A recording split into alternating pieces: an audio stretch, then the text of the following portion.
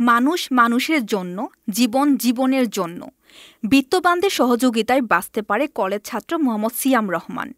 Report Shahjalal Bhuiyan উজ্জ্বল।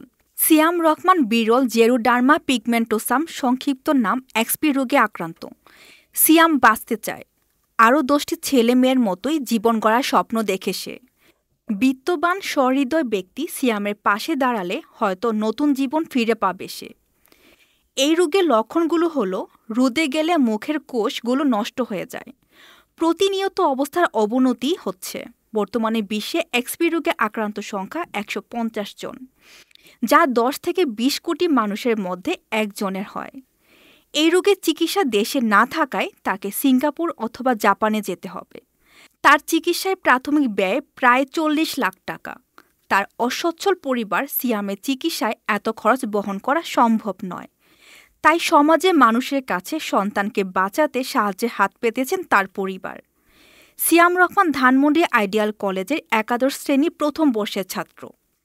সিয়ামের জন্য সকলের দোয়া এবং সহযোগিতা চাচ্ছেন তার পরিবার। সাহায্য পাঠানোর বিকাশ, নগদ ও রকেট নাম্বার হচ্ছে 01711294815 এবং 01830398866। এতক্ষণ আপনাদের সাথে ছিলাম রেহানা সুলতানা প্রীতি। পরবর্তী নিউজ আপডেট পেতে চোখ রাখুন news24bd.net এর ফেসবুক পেজ এবং ইউটিউব চ্যানেলে। ধন্যবাদ।